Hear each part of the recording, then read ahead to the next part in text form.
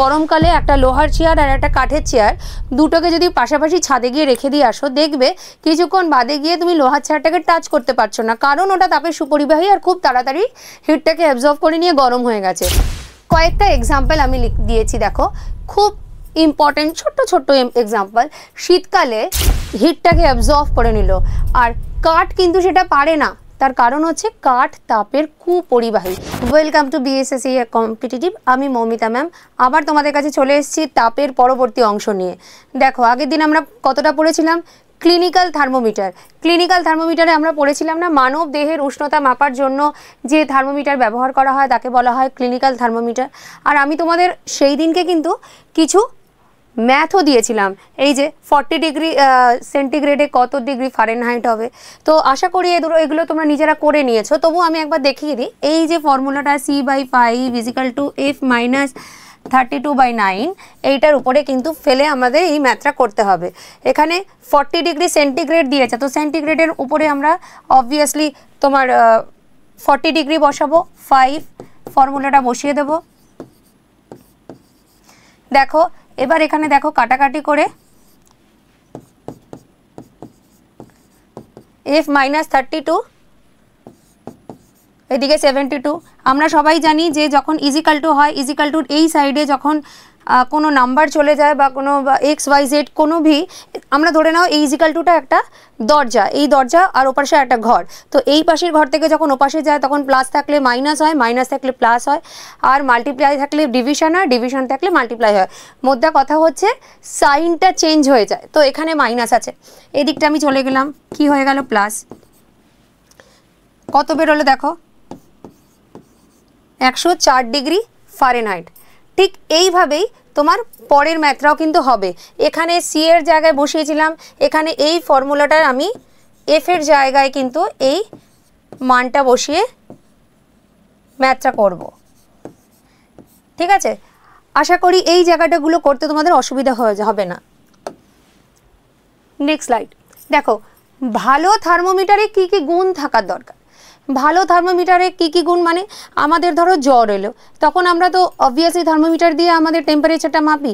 তো এই থার্মোমিটারটা যদি তোমার বাল্বটা পাতলা না হয় তাহলে আমাদের শরীরের টেম্পারেচারটা কিন্তু সঠিকভাবে মাপা যায় না, মানে পারদ কিন্তু সঠিক জায়গায় গিয়ে তার টেম্পারেচারটা শো করতে পারে না, কারণ বাল্বটা মোটা হলে সেই টেম্পারেচারে যেতে কিন্তু অনেক বেশি সময় লাগে। এই জন্য অবভিয়াসলি বাল্বটার কাঁচটাকে পাতলা হতে হয়, বাল্বের আকারটা ছোট হলে বাল্ব দ্রুত হারে তাপ গ্রহণ করে বস্তুর উষ্ণতা লাভ করে তোমার সঠিকভাবে বৃদ্ধিটা কিন্তু পায়।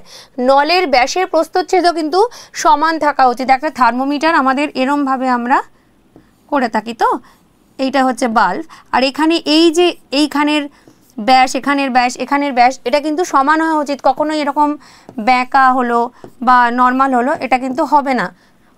অলওয়েজ ওপরের ব্যাস, নিচের ব্যাস, মিডিলের ব্যাস কিন্তু সমান হতে হবে। এবার নলটাকে দীর্ঘ আর সরুও হতে হবে, কারণ নলটা যদি বেশি মোটা থাকে তাহলে বেশি তাপ লাগবে সেই টেম্পারেচারটাকে শো করতে। পারদ থার্মোমিটারে ব্যবহার করলে কি কি সুবিধে হয়। পারদ বদলে আমরা কিন্তু অন্য কিছু ব্যবহার করতে পারতাম, কিন্তু কেন পারদটা ব্যবহার করি জানো? কারণ পারদ হচ্ছে অস্বচ্ছ। পারদের বদলে যদি আমি অন্য ধরনের লিকুইড ব্যবহার করতাম সেটা কিন্তু তোমার অস্বচ্ছ হতো না। পারদ যেহেতু অস্বচ্ছ সেই জন্য ওই যে থার্মোমিটারের কাচের মধ্যে দিয়ে কিন্তু পারদটা কত ডিগ্রিতে উঠেছে আমরা কিন্তু খুব সহজেই ওটাকে আইডেন্টিফাই করতে পারি। আর এটা কিন্তু জলের মতো দেওয়ালে, পাত্রের দেওয়ালে আটকেও থাকে না। আমরা দেখি জলের বুঁদ হিসাবে পাত্রের দেওয়ালে আটকে থাকে, কিন্তু এই পারদ কিন্তু আটকে থাকে না, খুব স্মুথলি ওঠানামা করতে পারে। পারদ সহজলভ্য। আরেকটা খুব ইম্পর্টেন্ট পয়েন্ট হচ্ছে পারদের হিমাঙ্ক -39 ডিগ্রি আর স্ফুটনাঙ্ক 357 ডিগ্রি সেন্টিগ্রেড। 357 ডিগ্রি সেন্টিগ্রেড মানে অনেকটা নিচে নামলে সে কঠিনে পরিণত হয়, বা অনেকটা উপরে 357 ডিগ্রির উপরে উঠলে কিন্তু বাষ্পে পরিণত হয়। সেই জন্য অন্যান্য তরল বা অন্যান্য কোনো পদার্থ ব্যবহারের আগে পারদকে কিন্তু আমরা ক্লিনিক্যাল থার্মোমিটারে প্রেফারেবলি ব্যবহার করে থাকি। নিউটনের শীতলীকরণের সূত্র, এটা কিন্তু তোমরা নর্মালি দেখতে পাবে না, নর্মাল কিন্তু বইতে এটা খুব কম থাকে। এই নীতি অনুসারে খুব গরম থেকে বস্তু যখন সামান্য ঠান্ডা হয় তখন যে সময় লাগে তার থেকে আরেকটু বেশি ঠান্ডা হতে কিন্তু তার বেশি সময় লাগে। বুঝতে পারলে না তো? দেখো, ধরো একটা 50 ডিগ্রি সেন্টিগ্রেড বা 60 ডিগ্রি সেন্টিগ্রেডে একটা বস্তু রয়েছে, এবার এটাকে আমি টেম্পারেচার কমালাম, 50 ডিগ্রিতে নিয়ে এলাম, দেখা গেল যে ওটা 5 মিনিট সময় নিল কি 7 মিনিট সময় নিল। এবার এই পরবর্তী ক্ষেত্রে সেই 50 ডিগ্রি থেকে যখন আমি 40 ডিগ্রিতে যাচ্ছি তখন কিন্তু আমার সেই গরমটা কমতে 5 মিনিটের একটু বেশি সময় নিচ্ছে। তো যখনই আমাদের টেম্পারেচারটা প্রথমের থেকে একটু ঠান্ডা তারপরে আরেকটু ঠান্ডা করতে যাই, টেম্পারেচার কিন্তু টাইম কিন্তু ভ্যারি করে, আর সেইটাই শীতলীকরণের সূত্র। অলওয়েজ এটা হবেই না যে 10 ডিগ্রি টেম্পারেচার কমা মানেই 5 মিনিট, আবার 10 ডিগ্রি টেম্পারেচার কমা মানেই যে 5 মিনিটই লাগবে তা কিন্তু নয়, অনেক ক্ষেত্রে বেশি সময় লেগে থাকে। সেই কারণে কিন্তু এই শীতলীকরণের সূত্রটা নেওয়া হয়েছে, বলা হয়েছে। তার কারণ হচ্ছে অবভিয়াসলি হতে পারে ধরো তোমার ওই বস্তুটার মধ্যে কিছু অশুদ্ধি মেশানো থাকতে পারে, সবসময় আমরা বিশুদ্ধ জিনিস পাই না, বা হতে পারে তোমার ওর মধ্যে লিন তাপের প্রবলেম হতে পারে। তো যাই হোক না কেন, আমাদের এই যে প্রথম 50 থেকে 60 থেকে 50 ডিগ্রি যেতে যে 5 মিনিট সময় লেগেছে, পরবর্তীকালে 50 থেকে 40 ডিগ্রি যেতে কিন্তু একটু হলেও বেশি সময় লাগে। এনট্রপি কাকে বলে? তাপমাত্রা বাড়লে বস্তুর অণুগুলো এলোমেলোভাবে ছড়িয়ে যায়, এই বিশৃঙ্খল অবস্থাকে এনট্রপি বলে। আমরা সবাই জানি কঠিন, তরল, গ্যাসীয় যে কোনো পদার্থের মধ্যে যখন আমরা তাপ দিই তখনই পদার্থের মধ্যে যে কণাগুলো থাকে সেই কণাগুলো কিন্তু বিভিন্নভাবে ছোটাছুটি করতে পারে। এই ছোটাছুটিটা সবচেয়ে বেশি দেখা যায় গ্যাসের মধ্যে, তরলের মধ্যে একটু কম।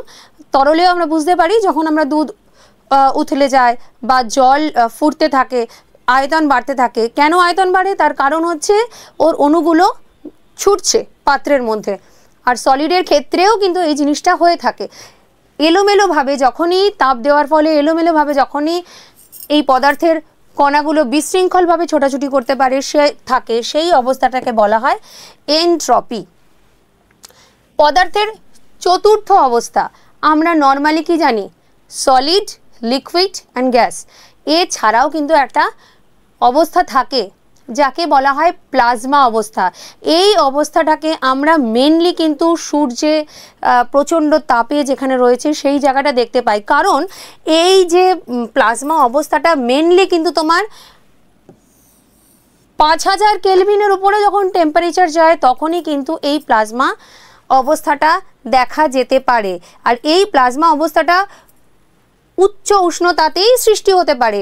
আয়নিত অবস্থা হয় এখানে, আর এখানে ইলেকট্রন মুক্ত হয়, এটা মনে রাখবে। আর ধনাত্মক আয়ন সংখ্যা সবসময় সমান থাকে। এখানে আয়নিত অবস্থা হয়, মুক্ত ইলেকট্রন আর ধনাত্মক আয়নের সংখ্যা অলওয়েজ এখানে সমান থাকে।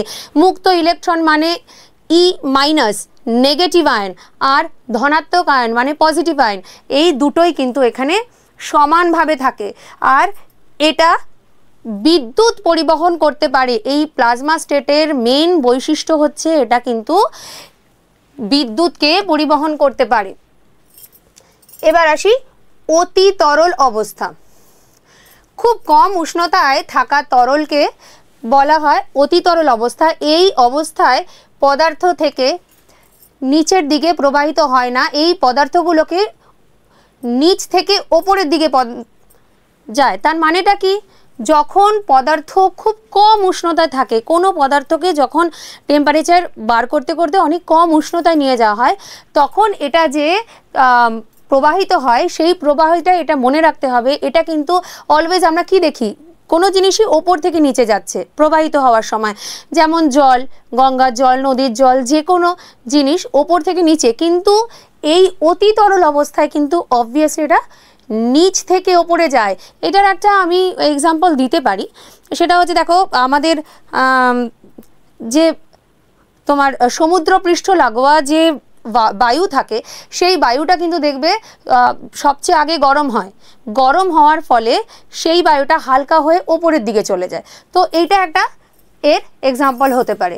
এবার হচ্ছে অতি শীতলীকরণ। যে কোনো তরল পদার্থের তাপমাত্রাকে যদি আমরা ধীরে ধীরে কম করি তাহলে দেখা যায় অনেক সময় যে পদার্থটি হিমাঙ্কের নিচে নেমে গেলেও পদার্থটি কঠিনে পরিণত হয় না। কারণটা কি? আবার একবার এটা বলি, যখন কোনো পদার্থকে আমরা ধীরে ধীরে তার উষ্ণতা কমাই তখন কিন্তু অনেক সময় দেখা যায় যে তার তাপমাত্রা হিমাঙ্কের নিচে নেমে গেলেও পদার্থটি তরলে পরিণত হয় না। একে বলা হয় অতি শীতলীকরণ। তার কারণ হচ্ছে তোমার একটা এক্সাম্পল দিয়ে আমরা বলতে পারি, এইটা আছে বলেই, এই অতি শীতলীকরণ অবস্থাটা আছে বলেই কিন্তু শীতের দেশে তোমার নদীতে বা পুকুরে তার নিচে কিন্তু অনায়াসে মাছগুলো বেঁচে থাকতে পারে। কি হয় জানো, কি হয় দেখা যায় শীতের দেশে তোমার শীত প্রধান দেশে প্রচণ্ড ঠান্ডা, এই কারণেই 4 ডিগ্রি সেন্টিগ্রেড উষ্ণতায় পৌঁছলেও কিন্তু তোমার দেখা যায় ওপরে বরফ হয়ে গেছে, কিন্তু বরফের নিচের স্তরটা তখনও কিন্তু তার ঘনত্ব এতটা বেড়ে যায় যে সেটা কিন্তু তোমার বরফে পরিণত হয় না, সেই জায়গাটা কিন্তু জল থাকে, কিন্তু ওটার টেম্পারেচার অলরেডি কমে গেছে, 0 থেকে 4 ডিগ্রি তার টেম্পারেচার কমে গেছে, কিন্তু সে জল রয়েছে, ওপরটা পুরো বরফ। অনেক সময়ই আমরা ইউটিউবেও দেখি, এমনিও দেখি যে মানুষ ভুল করে ভাবছে বরফের মধ্যে দিয়ে হাঁটছে, হাঁটতে হাঁটতে দেখা গেল যে বরফটা সরে গিয়ে সে জলের মধ্যে পড়ে যাচ্ছে। তার কারণই হচ্ছে এটা, কারণ আয়তনে এটা বেড়ে যাচ্ছে, ফলে ঘনত্ব কমে যাচ্ছে এবং বরফ ওপরে ভেসে থাকছে, কিন্তু জলের উষ্ণতা 4 ডিগ্রি সেন্টিগ্রেড যেই হয়ে যাচ্ছে ওর ঘনত্ব এত বেশি হয়ে যাচ্ছে যে নিচের জলটা উপরে উঠতে পারছে না, তাই ওপরের বরফটা বরফই থাকছে, নিচে জলটা জলই থাকছে। অনায়াসে সেখানে শিল মাছ থেকে শুরু করে অনেক ধরনের জলজ প্রাণী কিন্তু শীত প্রধান দেশে বেঁচে থাকতে পারছে। কয়েকটা এক্সাম্পল আমি দিয়েছি, দেখো খুব ইম্পর্টেন্ট ছোট্ট ছোট্ট এক্সাম্পল। শীতকালে লোহার টুকরো আর কাঠের টুকরোর মধ্যে কোনটা বেশি ঠান্ডা লাগে? লোহার টুকরো আর কাঠের টুকরোর মধ্যে কোনটা বেশি ঠান্ডা লাগে? লোহা কিন্তু তাপের সুপরিবাহী, অবশ্যই লোহা বেশি ঠান্ডা লাগবে। লোহার চেয়ার কাঠের চেয়ার লিখে দিলে লোহাটা বেশি ঠান্ডা লাগবে। তার কারণটা কি? লোহা হচ্ছে তাপের সুপরিবাহী, আর এই কারণে লোহাকে যেই আমি টাচ করলাম আমার শরীরের ভেতর থেকে লোহা কিন্তু হিটটাকে অ্যাবজর্ব করে নিল, আর কাঠ কিন্তু সেটা পারে না। তার কারণ হচ্ছে কাঠ তাপের কুপরিবাহী, এই জন্য লোহাকে ঠান্ডা লাগে। রোদে আবার কাঠের চেয়ার লোহার চেয়ার দুটোকে বেশি রেখে দিলে কোনটা আগে গরম হয়? এটাও আমরা জানি, যেই বস্তু খুব তাড়াতাড়ি ঠান্ডা হয় সেই বস্তুই কিন্তু খুব তাড়াতাড়ি গরম হয়। তুমি গরমকালে একটা লোহার চেয়ার আর একটা কাঠের চেয়ার দুটোকে যদি পাশাপাশি ছাদে গিয়ে রেখে দিয়ে আসো, দেখবে কিছুক্ষণ বাদে গিয়ে তুমি লোহার চেয়ারটাকে টাচ করতে পারছো না, কারণ ওটা তাপের সুপরিবাহী আর খুব তাড়াতাড়ি হিটটাকে অ্যাবজর্ব করে নিয়ে গরম হয়ে গেছে। কাঠের চেয়ারে তখনও তুমি বসতে পারবে, কিন্তু সন্ধেবেলা যখন হবে তখন তুমি গিয়ে দেখবে কাঠের চেয়ারটার থেকে লোহার চেয়ারটা কিন্তু আগে ঠান্ডা হয়ে গেছে, কারণ ও অ্যাবজর্পশনটাও যেমন ওর বেশি, তেমনি ওর রিলিজিং পাওয়ারটাও কিন্তু অনেক বেশি। রোদে কাঠের ও লোহার দুটো বস্তুকে হাত দিলে কোনটা বেশি গরম লাগে? আমি এটা নিয়ে আলোচনা করলাম যে কাঠের চেয়ার আর লোহার চেয়ার দুটোকে বেশি যদি রোদের মধ্যে রাখা হয়, হাত দেওয়া হয়, তাহলে লোহার চেয়ারটাই অবভিয়াসলি গরম লাগবে।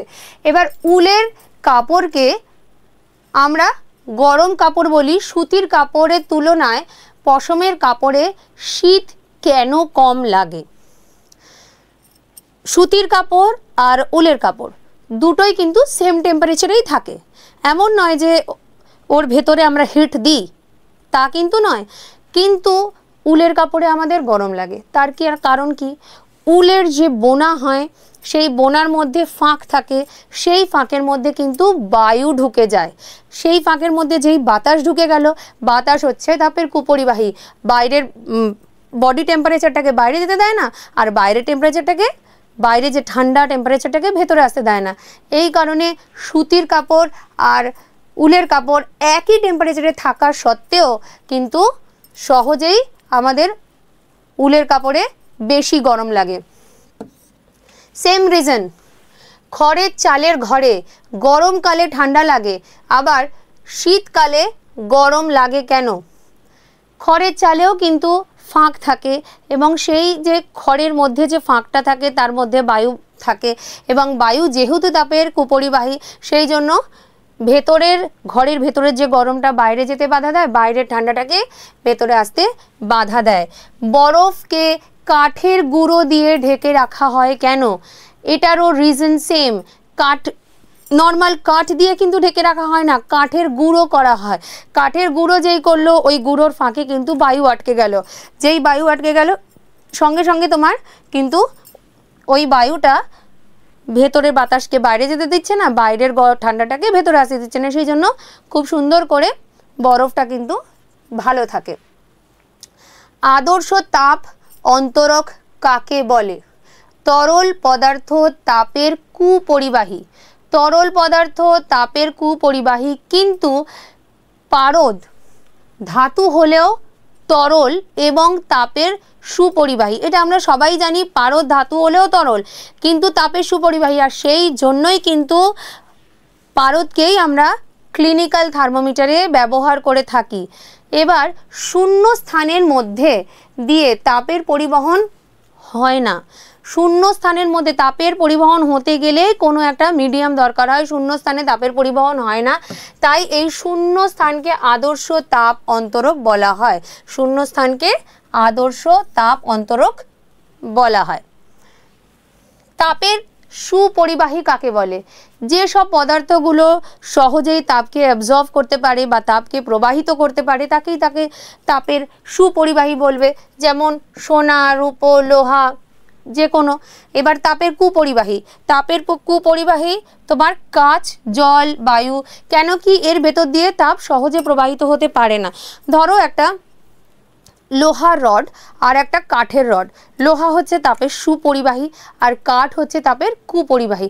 লোহাকে তুমি এক সাইডে হিট করলে, তুমি এই সাইডে ধরে রয়েছো, এই সাইডে তুমি হিট করলে দেখা গেল যে তুমি এই সাইডটায় ধরে রয়েছো কিন্তু কিছুক্ষণ বাদে তুমি ধরে রাখতে পারছো না, ফেলে দিতে হলো তোমাকে। কিন্তু কাঠের ক্ষেত্রে সেটা হবে না, তুমি সেমই হিট দিচ্ছ, দেখা গেল কাঠের এই সাইডটা জ্বলে যাচ্ছে, ছাই হয়ে গেল, কিন্তু তবুও কিন্তু এই সাইডে তুমি অনায়াসে ধরে থাকতে পারবে।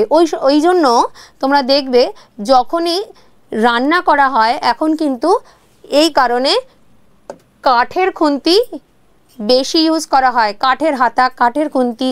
আগে আমরা যে অ্যালুমিনিয়াম বা লোহার যে হাতা বা খুন্তি ইউজ করা হতো তাতে একটু গরম হয়ে গেলে ধরতে অসুবিধা হতো, এই কারণে হাতাটা কিন্তু কাঠের করা হয়।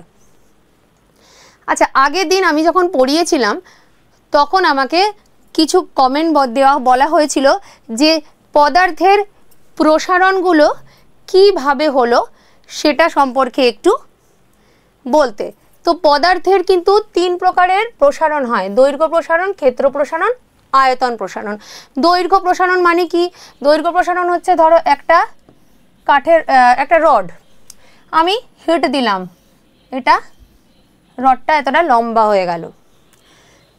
ক্ষেত্র প্রসারণ, ক্ষেত্র প্রসারণ মানে হচ্ছে ধরো একটা বর্গক্ষেত্র, এটাকে আমি হিট দিলাম, এটাকেও হিট দিলাম, হিট দিলে আমার কি হচ্ছে, এটা কিন্তু আয়তনে বেড়ে যাচ্ছে। এবার হচ্ছে তোমার আয়তন প্রসারণ।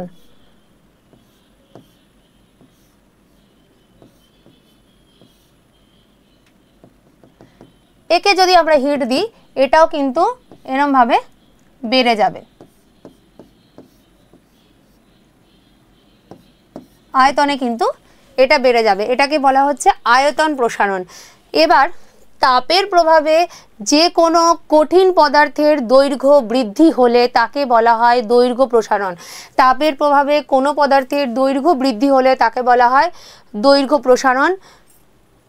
অবশ্যই যদি উষ্ণতা বাড়ানো হয় তবেই কিন্তু এই দৈর্ঘ্যে প্রসারণ ঘটবে। তাপের প্রভাবে কোনো পদার্থের যদি ক্ষেত্র বৃদ্ধি পায় বা এরিয়া বৃদ্ধি পায় তাহলে সেটা হচ্ছে ক্ষেত্র প্রসারণ, আর যদি ভলিউম বৃদ্ধি পায় তাহলে তাকে বলা হচ্ছে আয়তন প্রসারণ। ঠিক আছে, এবার আয়তনকে আমরা ভি ধরি আর এরিয়াকে ক্ষেত্রফলকে আমরা এস ধরি আর দৈর্ঘ্যকে আমরা এল ধরি। এবার কোনো পদার্থের প্রতি একক দৈর্ঘ্যে উষ্ণতা বৃদ্ধির জন্য যে পরিমাণ প্রসারণ হয়ে থাকে তাকেই বলা হয় ওই পদার্থের দৈর্ঘ্য প্রসারণ গুণাঙ্ক। কোনো পদার্থের কঠিন পদার্থের প্রতি একক দৈর্ঘ্যে একক উষ্ণতা বৃদ্ধির জন্য, মাইন্ড ইট, একক উষ্ণতা প্রতি একক দৈর্ঘ্যে অবশ্যই তোমার কতটা দৈর্ঘ্য আছে এটাকে ফিক্স করতে হবে, কতটা বাড়লো ওটাকে ফিক্স করতে হবে, করে তোমার যে দৈর্ঘ্য প্রসারণ ঘটে তাকে ওই পদার্থের, কারণ পদার্থ বিশেষে কিন্তু তোমার প্রসারণ বেশি বাড়তে পারে বা কম বাড়তে পারে। এবার দেখো এখানে আমি একটা ড্রয়িং করেছি, এটা ধরো ফার্স্টে ছিল L1, এটা হয়েছে L2, এবার এই যে হিট দেওয়াতে তোমার এই জায়গাটা বেড়েছে, এটা হয়ে গেল তোমার ডেল্টা এল। আমি এটাকে ডেল্টা এল ধরলাম, কতটা, কোন জায়গাটা, যেই জায়গাটা প্রসারিত হয়েছে সেই জায়গাটাকে আমি ডেল্টা এল ধরলাম। এবার তাহলে ডেল্টা এল এর মানেটা কি হলো? L1 হিট দেওয়া L1 ছিল, তাকে আমি হিট দিয়ে L2 বাড়ালাম, তাহলে ডেল্টা এল এর মানে হচ্ছে L2 মাইনাস L1, L2 থেকে L1 বাদ গেল, এইটার যতটুকুনি থাকলো দ্যাট ইজ ডেল্টা এল। এবার তাহলে L1 দৈর্ঘ্যের যে প্রসারণটা ঘটেছে, L1 দৈর্ঘ্যের যে প্রসারণটা ঘটেছে সেটাই ডেল্টা এল হলো, তাই তো? এবার L1 দৈর্ঘ্যের যদি ঐকিক নিয়মে আমি 1 দৈর্ঘ্যের প্রসারণ ঘটে তাহলে এটা কি হলো? Delta L divided by L1, ঐকিক নিয়ম। এবার হচ্ছে আমরা সবাই জানি প্রাথমিক তাপমাত্রা একটা হয়, প্রাথমিক তাপমাত্রা আর অন্তিম তাপমাত্রা, মানে ধরো কোনো বস্তুকে 50 ডিগ্রিতে ছিল তাকে 60 ডিগ্রিতে করা হলো, প্রাথমিক তাপমাত্রা তাহলে 50 ডিগ্রি আর অন্তিম হলো 60 ডিগ্রি। তাহলে প্রাথমিক তাপমাত্রা হচ্ছে T1 আর অন্তিম তাপমাত্রা হচ্ছে T2। আমরা কিন্তু এই তাপমাত্রার পরিবর্তনটাকে টি ডিনোট করতে পারি, তাপমাত্রার পরিবর্তনকে আমরা টি ডিনোট করতে পারি T2 মাইনাস T1, যেটার মানে হচ্ছে T2 মাইনাস T1, মানে 50 ডিগ্রি থেকে 60 ডিগ্রিতে গেছে, তাহলে কতটা আমাদের ডিফারেন্স হয়েছে? 60 মাইনাস 50, এটা 60 মাইনাস 50, T2 মাইনাস T1। আমি এটাকে যদি 60 মাইনাস 50, আমি একটা এক্সাম্পল দিয়ে বলছি, কিন্তু সেভাবে তো সবসময়ই 60 বা 50 বা 40 বা 20 এরকম হবে না, সেই জন্য এটাকে আমি অন্তিম টেম্পারেচার মানে 60 আর প্রাথমিক টেম্পারেচার ছিল কতটাতে? 50, তো অন্তিম টেম্পারেচার মাইনাস প্রাথমিক টেম্পারেচার। এবার হচ্ছে L1 দৈর্ঘ্যের কোনো রড যদি T ডিগ্রি টেম্পারেচারে বৃদ্ধি পায় তাহলে কতটা বৃদ্ধি পাচ্ছে? Delta L. L1 দৈর্ঘ্য ছিল প্রথমে, সেটাকে T ডিগ্রি টেম্পারেচার দেওয়া হলো, বৃদ্ধি কতটা পেল? Delta L. এটা আবার যাচ্ছে ঐকিক নিয়মে, ঐকিক নিয়মে যাচ্ছে। আবার এক দৈর্ঘ্যের কোনো রড যদি T ডিগ্রি টেম্পারেচারে বৃদ্ধি পায় কত হবে? Delta L by L1। আমরা জানি তো যে 10 টাকায় 5টা পেন পাওয়া যাচ্ছে, 1 টাকায় কতগুলো পেন পাওয়া যাচ্ছে, 3 টাকায় কতগুলো পেন পাওয়া যাচ্ছে। আমরা ছোটোবেলায় ঐকিক নিয়ম করেছি, এটা ঠিক সিম্পল ঐকিক নিয়ম। এল দৈর্ঘ্যের কোনো রড T ডিগ্রি টেম্পারেচারে হচ্ছে ডেল্টা এল। এখানে 1 করে দিলাম, এলটা, এটা L1, 1 করে দিলাম, এখানে হয়ে গেল L1। এবার T ডিগ্রি টেম্পারেচার ছিল, এবার 1 দৈর্ঘ্যে কোনো রড 1 ডিগ্রি তাপমাত্রায় যখন যাচ্ছে তখন হচ্ছে delta L divided by L1 T, delta L divided by L1 T। এক দৈর্ঘ্যের কোনো রড T ডিগ্রি টেম্পারেচারে বৃদ্ধি পেতে কি হচ্ছে? Delta L divided by L1 into T, যেটাকে আমরা আলফা বলে ডিনোট করে থাকি, আলফা। এটাকে আমরা আলফা বলে ডিনোট করে থাকি। এবার ডেল্টা এল এর মান কত আমরা আগেরটাতেই দেখলাম। ডেল্টা এল এর মান কত? ডেল্টা এল এর মান হচ্ছে L2 minus L1। Delta L মানে হচ্ছে L2 মাইনাস L1। তাহলে L2 মাইনাস আলফার মান কত হলো? তাহলে L2 minus L1 divided by L1 T2 minus T1। আলফার মান কত হলো? L2 মাইনাস L1 ডেল্টা, এখানে L1। টি এর মান কত আমরা জানি? T2 minus T1। আলফার মানটা বুঝতে পেরেছো? আলফার মান কি হলো আমরা জানি, আলফার মান হচ্ছে ডেল্টা। ডেল্টার মান কত? L2 মাইনাস L1, সেটাই লেখা হয়েছে, নিচে L1টা লিখে দিয়েছি। টি এর মান হচ্ছে T2 মাইনাস T1। এবার ক্রস মাল্টিপ্লিকেশন হয়ে গেল। L into L1 alpha into L1 T2 minus T1 is equal to এইটা চলে এলো এদিকে। ক্রস মাল্টিপ্লিকেশন সবাই আশা করি করতে পারো। নিচের পোর্শনটা ইজিক্যাল টুর অপর সাইডে ওপরের দিকে হয়ে যায়, আবার এই দিকে যদি কিছু থাকতো সেটা এর সঙ্গে মাল্টিপ্লাই হয়ে যেত, এটাকে বলে ক্রস মাল্টিপ্লিকেশন। এবার এই দুটো থেকে আমি L1 কমন নিয়ে নিলাম, L1 কমন চলে গেল। তাহলে আমার ফর্মুলাতে কি পড়ে রইল? L2 is equal to 1 plus alpha T2 minus T1, 1 plus alpha T2 minus T1। এই T2 মাইনাস T1কে আমি T আগেই জানি, তাহলে আমার ফার্স্ট ফর্মুলা কি বেরোলো? L2 is equal to 1 plus alpha T। দৈর্ঘ্য প্রসারণ গুণাঙ্কে আমার কি বেরোলো? L2 is equal to 1 plus alpha T। এরপরে আমি ক্ষেত্র প্রসারণে যাব বা ক্ষেত্রফলে যাব। আমরা সবাই জানি যে দৈর্ঘ্য মানে তো সোজা, ক্ষেত্র মানে তো পুরোটা ক্ষেত্রফল। তো কোনো কিছুর দৈর্ঘ্য ইন্টু দৈর্ঘ্য মানে ক্ষেত্রফল, দৈর্ঘ্য ইন্টু দৈর্ঘ্য। তো অবভিয়াসলি যখন তোমার ক্ষেত্রফলের ক্ষেত্রে হবে, এটা কি S2 মানে কি হবে? L2 স্কোয়ার ক্ষেত্রফল, এই জন্য S2 মানে হচ্ছে L2 স্কোয়ার, দৈর্ঘ্য ইন্টু দৈর্ঘ্য। কোনো বর্গক্ষেত্রেরই যদি আমি ধরি বা কোনো আয়তক্ষেত্রেরই যদি ধরি, তো আমার দৈর্ঘ্য ইন্টু প্রস্থ, তো L2 ইন্টু L2, এটাকে আমি বর্গক্ষেত্র দিয়ে করছি। তো এবার এর ফর্মুলা সেমভাবে আসছে যেমন এখানে এসেছিল, L2 is equal to 1 plus alpha T। এদিকে এসছে S2 is equal to 1 plus beta T। Same ভাবেই কিন্তু এখানে এসছে, এখানে L2 মাইনাস L1 ছিল দৈর্ঘ্য প্রসারণ, এখানে ক্ষেত্র প্রসারণের আমি S ধরেছিলাম, ক্ষেত্র প্রসারণ S ধরেছিলাম। S2 হয়েছে T2 তে উৎপন্ন ক্ষেত্রফল, আর S1 ছিল প্রাথমিক মানে T1 এ উৎপন্ন ক্ষেত্রফল। সেই জন্য দুটোর difference S2 minus S1 divided by S1 T2 minus T1। সেমভাবে কিন্তু আমার আবার ক্রস মাল্টিপ্লিকেশন হয়ে গেল, আবার আমার ক্রস মাল্টিপ্লিকেশন হয়ে গেল। দেখো S2 মাইনাস S1 আর এখানে মাল্টিপ্লিকেশন করে S1 into beta into T2 minus T1।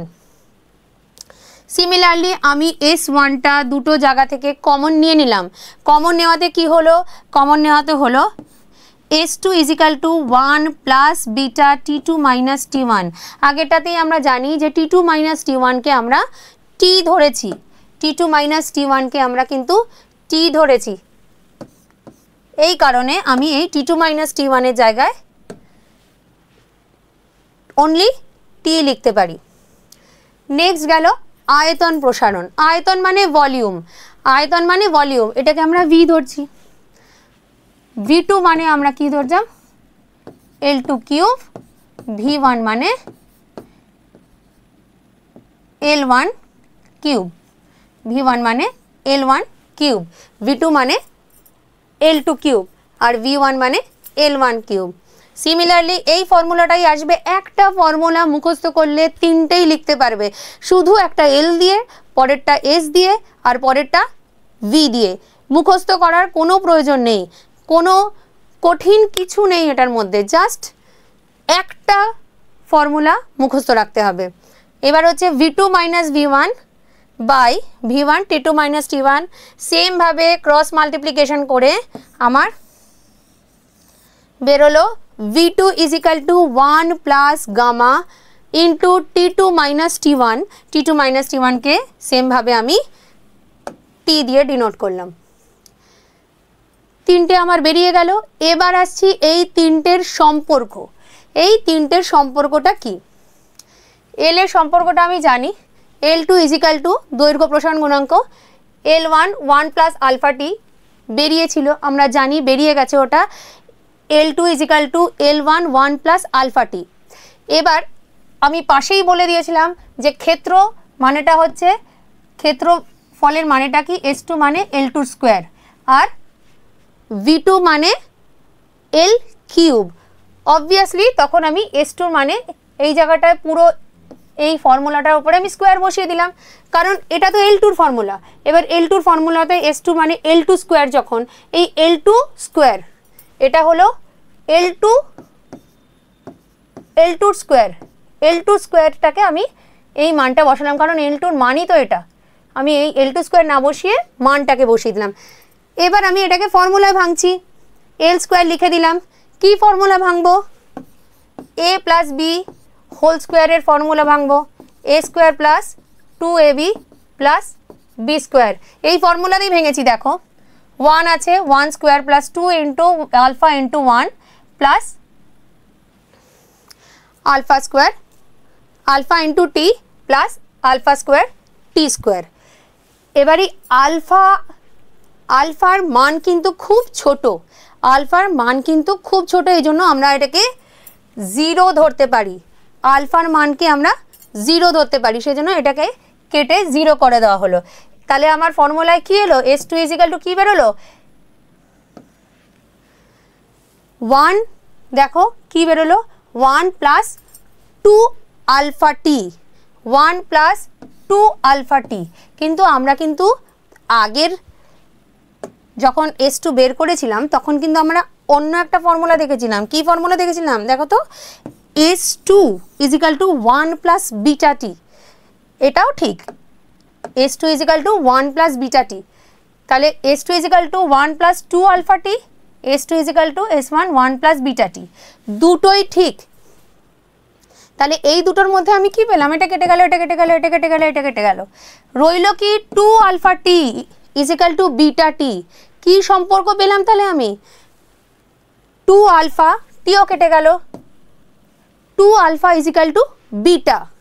কি পেলাম? 2 alpha is equal to beta, বা alpha is equal to beta by 2, এটা পেয়ে গেলাম। ঠিক এইভাবে যখন আমি গামাতে যাচ্ছি, গামাতেও তোমার কিন্তু L2 square V2 is equal two L2 cube. যেহেতু আয়তন এখানে যেমন স্কোয়ার হয়েছিল, সেখানে কিন্তু V2 is equal two L2 cube. তো এই ফর্মুলা যেটা এখানে আমরা স্কোয়ারে করেছি, সেম ফর্মুলা আমরা কিউবে ভাঙবো, সেম ফর্মুলা আমরা কিউবে ভাঙবো। L কিউবের কোনো প্রবলেম নেই। এই 1 প্লাস আলফাটিকে আমি কিউবের ফর্মুলায় ভাঙবো। কি ভাঙবো? A plus B whole cube. এক minute,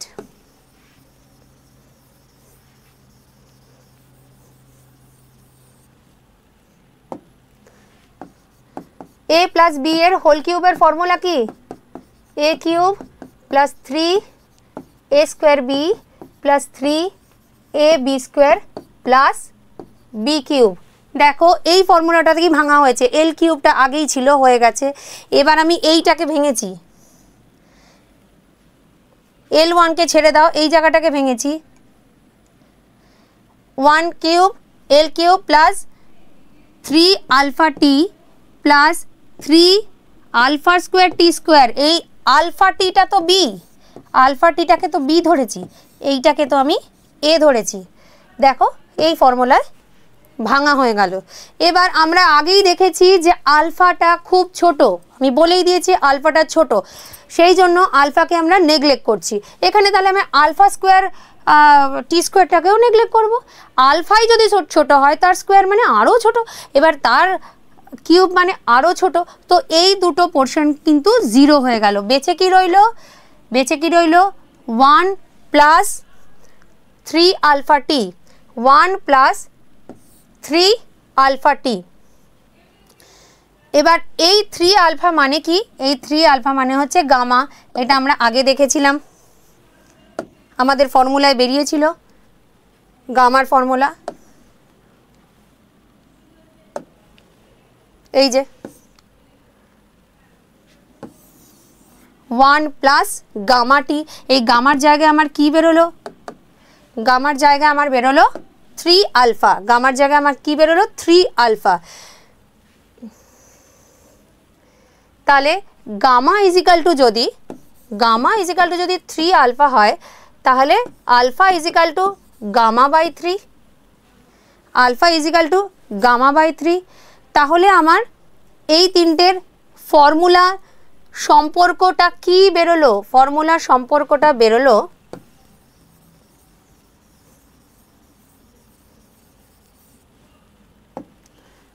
alpha is equal to beta by 2 is equal to gamma by 3, gamma by 3। এটা কিন্তু খুব ইম্পর্ট্যান্ট, এই ফর্মুলাটা সম্পর্কটা কিন্তু আসে, খুব ইম্পর্ট্যান্ট এটা। এবার আসছি আমরা তরলের আপাত প্রসারণ। আশা করি ওই যে সম্পর্কটা এবং আয়তন প্রসারণ গুণাঙ্ক, দৈর্ঘ্য প্রসারণ গুণাঙ্ক, ক্ষেত্র প্রসারণ গুণাঙ্ক, এটা তোমরা বুঝতে পেরেছো। আরও একবার ভালোভাবে পড়লে ওটা তোমাদের কাছে ক্লিয়ার হয়ে যাবে। মুখস্থ করবে না, শুধু একটা ফর্মুলা মুখস্থ করলে কিন্তু সবকটাই নিজেরাই করতে পারবে। এবার আসি আমরা তরলের আপাত প্রসারণ। সেটা আবার কি? তরল যখন আমরা প্রসারণ করবো সেটা তো আপাত কি, নর্মালিই প্রসারিত হবে। আপাত প্রসারণ, প্রকৃত প্রসারণ, এটার মানেটা কি? এটার মানেটা কি জানো? একটা পাত্র নিলাম, ধরো এই পাত্রটার মধ্যে পুরো কানায় কানায় ভর্তি করে আমি জল নিয়ে নিলাম। অবশ্যই এই পাত্রটা কোনো ধাতুর পাত্র নিলাম, ধরো তামার পাত্রই নিলাম, তামার পাত্রই নিলাম। এটা এর মধ্যে কানায় কানায় ভর্তি করে জল দিলাম, দিয়ে থার্মোমিটার আমি ডুবিয়ে দিলাম। এবার আমি এই পাত্রটাকে গরম করছি। এই পাত্রটাকে গরম করলে কি দেখা যাবে জানো? দেখা যাবে ধরো এই পাত্র, এই যে থার্মোমিটারটা রয়েছে, ধরো জলটার স্টার্টিং পয়েন্টটা এই অবধি ছিল, যাকে আমরা ও ধরেছি। এবার যেই গরম করলাম কিছুক্ষণ বাদে কি দেখা যাবে জানো? ওর এই টেম্পারেচারটা একটু নেমে এসেছে, যেটাকে আমি এ ধরলাম। তার কিছুক্ষণ বাদে দেখা যাবে টেম্পারেচারটা, এই থার্মোমিটারের পার্টটা যথারীতি উঠে গেছে বিতে। তাহলে এই যে প্রাথমিক অবস্থায় যে ওর যা ছিল তার থেকে কমে গেল, কেন? কেন কমে গেল? এই কারণে কমে গেল, যখনই আমি কোনো পাত্রে তাপ দিচ্ছি তখনই তো পাত্রটার প্রসারণ ঘটছে। এবার ওর ভেতরে যে জলটা রয়েছে সেটাও তো এই প্রসারিত পাত্রের মধ্যেই পাত্রের আকার ধারণ করছে, সেই জন্য কিছুক্ষণের জন্য ওটা কমে গেল। কমে যাওয়ার পরে সেই কনস্ট্যান্ট তাপ যখন চলতে থাকবে কিছুক্ষণ বাদে আবার দেখা, fraction of second, 1 second 2 second বাদেই দেখা যাবে আবার যে ওটা বি পজিশনে চলে গেল, মানে আয়তনটা বাড়তে লাগলো। তো এই যে একবার কমে যাচ্ছে আবার বেড়ে যাচ্ছে, এটাই কিন্তু ওর আপাত প্রসারণ। এবার এটা পড়ে নেওয়া যাক। একটি ধাতব পাত্র নেওয়া হলো, একটা থার্মোমিটার সেখানে সেট করা হলো। এবার ধাতব পাত্রে জল ভর্তি করে নেওয়া হলো, বুঝতে পেরেছো? এবার ধাতব পাত্রটার মধ্যে নিচে বার্নার বসানো হলো, মানে হিট দেওয়ার জন্য। কিছুক্ষণ পরে দেখা গেল জল থার্মোমিটারে যতটা পয়েন্টে ছিল, মানে ও, তার থেকে কিছুটা লেভেল নেমে এলো, এ পয়েন্টে চলে এলো, আবার ওটা বি পয়েন্টে চলে গেল। তাহলে ওর প্রকৃত প্রসারণ কত হলো? আমরা কিন্তু এটা ভাববো যে ও এ 0-তে ছিল বা ওতে ছিল, ও বিতে চলে গেছে, তার মানে ওর প্রকৃত প্রসারণ হয়ে গেছে ও বি। কিন্তু না, ও বি না, কারণ ও তো সেকেন্ড টাইম কিছুটা নেমে গেছিল, ও তো এ পজিশনে নেমেছিল, সেই এ পজিশন থেকে আবার ও কিন্তু বি পজিশনে গেছে। তাহলে ওর প্রকৃত প্রসারণ কত হলো? A B. এইখান থেকে এতটা, এখান থেকে নয়। ওর আপাত প্রসারণ হলো ও বি। দেখে মনে হচ্ছে ও বি থেকে গেছে, বাট ও কিন্তু এতে নেমে গেছিল, এ থেকে আবার বিতে গেছে, সেই জন্য তার প্রকৃত প্রসারণ হচ্ছে এ বি। আর আপাত প্রসারণ হচ্ছে OB। তাপ দেওয়ার ফলে পাত্রটা আয়তনে বাড়ছে, জলটা পাত্রের আকার ধারণ করছে, জলে তাপ দিলে সেটা পরে যখন বেড়ে যাচ্ছে তখন তার আয়তনটাও বেড়ে যাচ্ছে। এটার একটা ফর্মুলা হচ্ছে, এর তরলের প্রসারণ গুণাঙ্ককে যদি আমি গামা এ ধরি, তরলের প্রকৃত প্রসারণকে যদি আমরা গামা আর ধরি, তাহলে পাত্রের প্রসারণ গুণাঙ্ক এইটা হচ্ছে formula, gamma R is equal to gamma G plus gamma A, gamma R is equal to gamma G, এই যে gamma G plus gamma A. তরলের প্রকৃত প্রসারণ কি হলো তাহলে? পাত্রের প্রসারণ গুণাঙ্ক আর প্লাস তরলের প্রসারণ গুণাঙ্ক, এটাই হলো ওর প্রকৃত প্রসারণ। এবার কিছু শর্ট কোশ্চেন। শর্ট কোশ্চেনগুলো তোমার ফুড ডিপার্টমেন্টে বা বিভিন্ন ধরনের কম্পিটিটিভ এক্সামে কিন্তু লাস্ট কিছু বছর ধরে এসেছে। প্রেসার কুকারে তাড়াতাড়ি রান্না কেন হয়? কেন হয় বলো তো? অনেকগুলো করে অপশান থাকে এখানে, তার মধ্যে একটা অপশান চুজ করতে হয়। তো কেন রান্নাটা তাড়াতাড়ি হয়? যখন আমরা প্রেসার কুকারটাকে আটকে দিই তখন প্রেসার কুকারটা কিন্তু এয়ার টাইট হয়ে যাচ্ছে। এয়ার টাইট হয়ে গেলে বাইরের কোনো চাপ সেখানে থাকছে না, আর ভেতর থেকেও যে প্রেসারটা তৈরি হচ্ছে সেটা বাইরে বেরোতে পারছে না।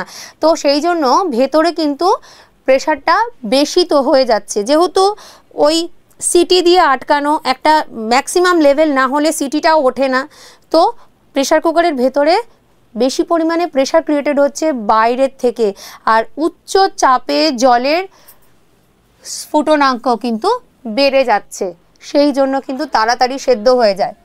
এবার সলিড জিনিসকে তাপ দিলে কি হতে পারে? কোনো সলিড জিনিসকে তাপ দিলে আমরা আপাতভাবে অপশান থাকতে পারে, ধরো সলিড জিনিসকে তাপ দিলে আয়তনে বেড়ে যাচ্ছে, আয়তনে কমে যাচ্ছে, আয়তনে বাড়ে বা কমে কিছুই না, বা আয়তন একই থাকছে। হ্যাঁ, তো এইটাই হচ্ছে তার আনসার। উষ্ণতা বেড়ে গেলেও তাপ দিলেও উষ্ণতা বেড়ে যায় কিন্তু একই থাকে। ধরো উষ্ণতা বেড়ে যায় একই থাকে মানে তোমার ধরো লিন তাপ, আমি অবস্থার পরিবর্তন ঘটলো না, আমি যেই তাপ দিলাম কোনো বস্তুটাকে, সেই বস্তুটাকে 10 ডিগ্রি সেন্টিগ্রেডে রয়েছে, তারপরেও তাপ দেওয়ার কিছুক্ষণ বাদেও আমি থার্মোমিটারে দেখছি 10 ডিগ্রি সেন্টিগ্রেডই রয়েছে, তাহলে ওই তাপটা যাচ্ছে কোথায়? লিন তাপ, বস্তুটার অবস্থার পরিবর্তনে যাচ্ছে। তো একটা সলিডকে তাপ দিলেও যে সে সঙ্গে সঙ্গেই তার অবস্থার পরিবর্তন করছে বা সেটা নয়, আয়তনে বৃদ্ধি পাচ্ছে সেটা নয়, আগে ওর লিন তাপ যতটা দরকার সেটা নিয়ে নিচ্ছে, এরপরে কিন্তু ওটা বাড়ছে, সেজন্য উষ্ণতা বাড়ছে কিন্তু ওর একই থাকছে, উষ্ণতাও কিন্তু তোমার শো করছে না থার্মোমিটারে। এবার হলো এসআই পদ্ধতিতে তোমার তাপের একক জুল আমরা জানি। এবার 4 ডিগ্রি সেন্টিগ্রেড উষ্ণতায় 1 লিটার জলের ভর কত হবে? 1 লিটার জলের ভর কিন্তু ওই 1 কেজি হবে। তার কারণ কি বলতো? 4 ডিগ্রি সেন্টিগ্রেড উষ্ণতায় জলের আয়তন হচ্ছে সবচেয়ে বেশি, যেটা আমরা কিছুক্ষণ আগে পড়লাম, যে ওপরটা বরফ হয়ে যাচ্ছে আর নিচটা জলের ঘনত্ব বেড়ে গেছে 4 ডিগ্রি সেন্টিগ্রেড, সেই ঘন জলটা বরফের উপরে উঠতে পারছে না, তাই জন্য ওপরে বরফের আস্তরণ থাকছে, নিচে জল থাকছে। শুধুমাত্র কিন্তু 4 ডিগ্রি সেন্টিগ্রেড, 0 থেকে 4 ডিগ্রি সেন্টিগ্রেড উষ্ণতার মধ্যেই এটা হবে। তার থেকে বেশি উষ্ণতা হয়ে গেলে কিন্তু এই ঘটনাটাই পুরো চেঞ্জ হয়ে যাবে। 1 জুল ইজ ইকাল টু কত calorie? 1 joule is equal two কত ক্যালোরি? আমরা কিন্তু সবাই জানি যে 1 calorie is equal two 4.2 joule. 1 calorie is equal two 4.2 joule, এটা মনে রাখবে এটা। এবার তাহলে 1 জুল ইজ ইকাল টু কত? 1/4.2, 1/4.2 ডিভাইড করে দেখো 0.24 আসবে। এবার হচ্ছে ফারেনহাইট স্কেলে জলের স্ফুটনাঙ্ক কত? ফারেনহাইট স্কেলে জলের হিমাঙ্ক কত? আমাদের নর্মাল সেলসিয়াসে শুরু হচ্ছে কত? 0 ডিগ্রি আর 100 ডিগ্রি, এর এটা হচ্ছে তোমার হিমাঙ্ক আর এটা হচ্ছে স্ফুটনাঙ্ক, এর মাঝখানে 100টা ঘর থাকছে। আর ফারেনহাইটের তোমার নিম্ন স্থিরাঙ্ক হচ্ছে 32 ডিগ্রি আর ঊর্ধ্ব স্থিরাঙ্ক হচ্ছে তোমার 212 ডিগ্রি। তাপের কোন ধর্মটা আলোর ধর্মের উপরে সঙ্গে সদৃশ? বিকীর্ণ তাপ।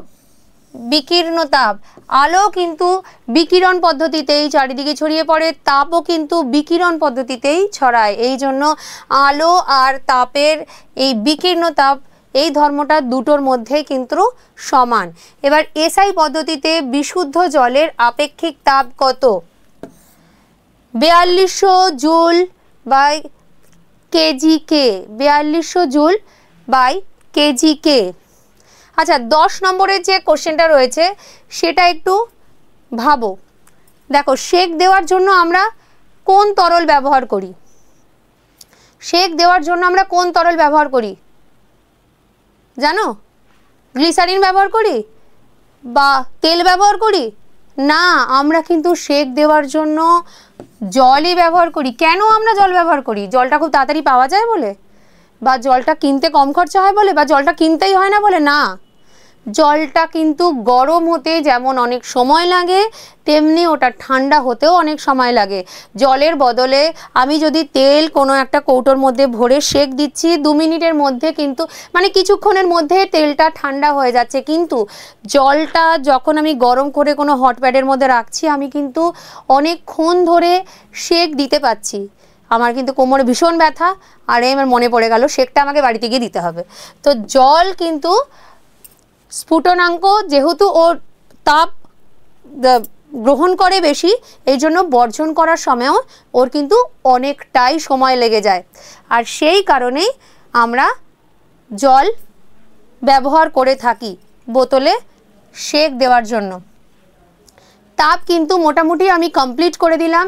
তোমাদের যদি আরও কিছু জানার থাকে প্লিজ কমেন্টে জানাবে।